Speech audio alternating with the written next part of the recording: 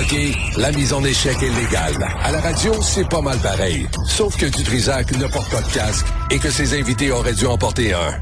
Benoît Dutrisac. Ça fait 2 fois, hein, j'oublie, là. Tu m'oublies. Merci. Parce que tu veux pas que je parte. Ben non, je tiens à toi, mais t'as des choses à faire, là. J'ai plein de choses à faire. Parce qu'on on faire prépare une demain. C'est pareil, ça. Hein, on repart. On repart la machine. OK, on se retrouve demain. Quitte-nous. Ben oui. Mais tu sauras nous revenir. Et voilà. Merci, bye bye. Sibelle. Georges Mercier prend la relève aujourd'hui parce qu'Antoine Robitaille se fait faire des mèches, hein, aujourd'hui. C'est, puis il est dans il devient woke, là. Il va être dans le rose, là. Demain, vous allez voir ça. Mais analyste et doctorant en sciences politiques. Georges, bienvenue. Salut, on s'était parlé, tu me dis, il y a 10 ans. Oui, écoute, pour une autre affaire. J'avais fait du trouble au sein du Parti libéral. Tu m'avais reçu. Tu m'avais appelé Jérôme Mercier. Et je m'en souviens encore. Donc là, c'est oui? Georges. Là. Ben non, je me souviens pas de l'erreur, mais là, Georges. OK, là, il y a les tarifs. Ouais. Et tout le monde capote, mais les journaux américains, là, ils s'en foutent. Complètement. Oui, mais ça c'est la caractéristique fondamentale de notre relation aux États-Unis. On est complètement obnubilé par les Américains. Ils se soucient très, très, très, très peu de nous.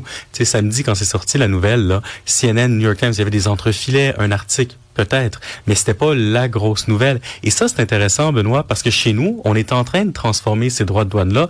Je suis d'accord, ça va faire mal à certaines industries, à certaines PME, à certaines entreprises. C'est vrai, mais on les transforme en crise d'intérêt national. Et là, le risque que ça pose, c'est est-ce qu'on va pouvoir avoir une campagne électorale si on n'est pas capable de parler d'autre chose que ça?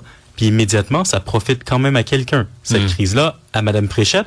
Tu auras remarqué, en fin de semaine, là, on a sorti l'artillerie lourde de tous les symboles de la COVID, conférence de presse avec les ministres de part et d'autre, une réunion d'urgence, on convoque les partis d'opposition, on sent très bien ce qu'on est en train d'essayer de faire au niveau de la CAQ, à savoir c'est une bouée de sauvetage, cette affaire-là. Paradoxalement, on fait très mal à l'économie québécoise, mais ça pourrait être la bouée de sauvetage de la Coalition Avenir Québec.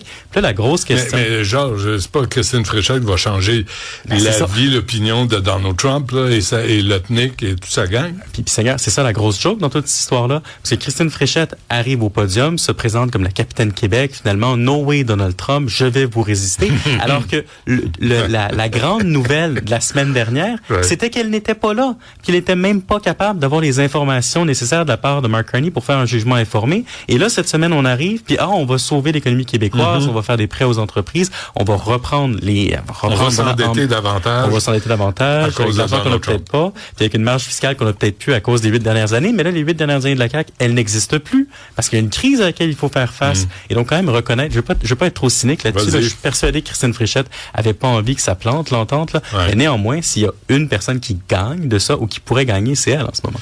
Donc, elle est en train de nous faire un Mark Carney. Oui, mais le problème entre Christine Fréchette et Mark Carney, puis ça j'en parlais un peu plus tôt, c'est que Mark Carney est aux commandes. Durant la campagne fédérale, là, c'était quand même lui qui était premier ministre, c'était lui qui avait les leviers d'action pour agir. Christine Fréchette veut nous faire croire qu'elle est aux commandes, mais ce n'est pas elle qui négocie avec les Américains. C'est pas elle. En fait, elle est là pour réparer les pots cassés de l'échec du gouvernement fédéral en la matière. Elle n'est pas là pour mener des négociations. Donc lorsqu'elle lève le ton puis qu'elle dit no way Donald Trump, d'abord, je suis pas sûr qu'il l'écoute. Puis ensuite, est-ce qu'elle a les moyens de ses ambitions en la matière? Ça, c'est pas clair du tout. Puis là, tu as le premier ministre d'Ontario, M. Ford, qui dit à Donald Trump, « You can kiss my ass ». Oui, mais Doug Ford, ça va aider, ça. Mais Doug Ford, c'est une constante depuis le début de cette saga-là. On se rappellera de la pub qu'il avait payée aux États-Unis de Ronald Reagan qui s'opposait aux tarifs. Il ne nous a pas aidé avec sa posture très, très bourrue d'homme fort qui résiste. Tout ça, c'est un vrai enjeu pour le Canada, hein, parce que c'est dommage si Ottawa doit réparer les pots cassés de l'Ontario, parce que le premier ministre ontarien n'est pas capable de la fermer. En fait. De se fermer à la boîte. Voilà. Bon, alors, on va laisser le psychodrame se dérouler, comme si le Québec... Mais en même temps, je sais pas ce que tu en penses. Paul Saint-Pierre Plamondon qui dit, moi, pas de référendum à cause de Donald Trump. Je me dis, ben non. Vas-y avec ton référendum. Tu sais, on va se séparer du 51e État, là. Ouais. En tout cas, chose certaine, si on avait un référendum aujourd'hui et on le gagnait, on la mériterait en maudit, notre indépendance, de le faire avec des vents en face. On peut comprendre pourquoi il est revenu en arrière. C'est pas parce qu'on a besoin du Canada pour nous protéger. C'est qu'on est dans un climat politique complètement irrationnel depuis le retour de Trump à la Maison-Blanche, où on est obnubilé par ce qui se passe là-bas. Est-ce que les Québécois auraient l'audace de voter oui dans ce contexte-là? Ce serait extrêmement surprenant. Puis on va se le dire, Benoît, le fait de déplacer le référendum, là, c'est pas pour un oui ou un non à un référendum. C'est pour un gouvernement majoritaire ou minoritaire aux prochaines élections. Oui, aussi. OK, Georges, en même temps, on m'a envoyé une vidéo qui est vraiment, on va diffuser une partie un extrait de la vidéo.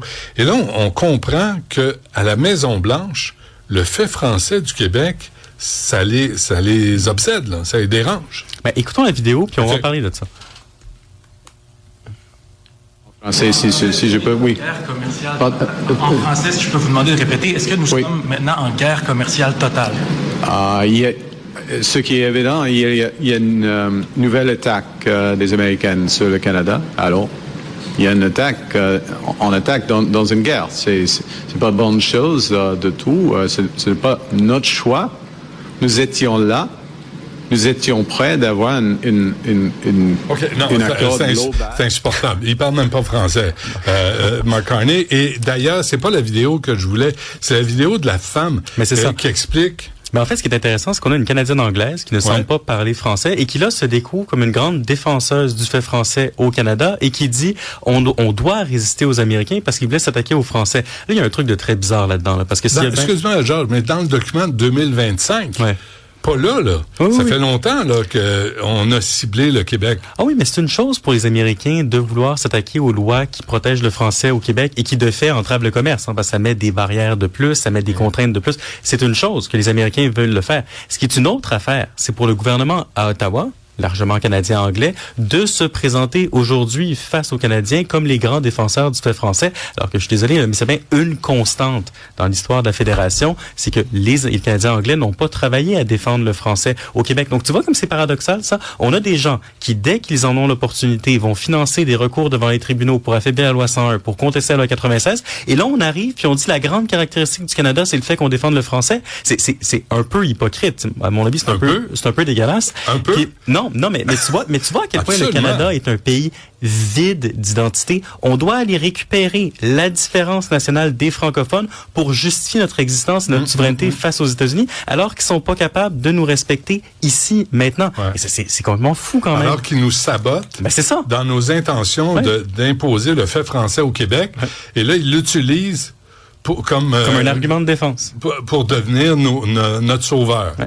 Hey. Puis lui, il y a de la misère à parler français, là, Carney, on s'entend. J'ai envie de te dire qu'ils en ont besoin, hein, parce que enlève le fait français dans le Canada, là. Je suis d'accord, il y a certaines différences culturelles avec les États-Unis. Mais si nous n'étions pas là au Québec, puis le Canada, c'était seulement les provinces anglophones, ce serait pas mal difficile de se distinguer des États-Unis. Et là, désormais qu'on a... le 51e État. Tout le 51e État. Maintenant qu'on a redécouvert la notion de souveraineté, parce que ça n'existait pas dans les libéraux de Justin Trudeau, hein, la souveraineté nationale puis les nations, là. On était transnational. On était post-national, post-tout. Mais là, désormais qu'on est attaqué, on redécouvre que la souveraineté, ça a une valeur, mais on a un sacré problème au niveau du Canada anglais. C'est quoi qui fait notre nation? Parce qu'une nation, ça demeure une culture, un peuple.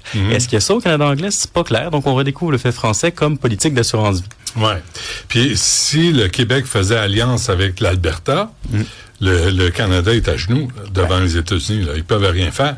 Les Maritimes vont joindre au Maine, puis les Prairies vont joindre au Midwest, puis Vancouver va se joindre à Seattle, puis à Washington, c'est l'État de Washington. Ça va être réglé. Mais c'est ça qui est très étrange avec le Canada. Ils ont en même temps besoin de nous, puis au même moment, on est un peu une épine dans leurs souliers. C'est ce qu'on appelle un mal nécessaire. Oui, c'est ça. Ça se fait dessus. Bon, et c'est ça. Donald Trump, les nouveaux droits de douane. Ouais.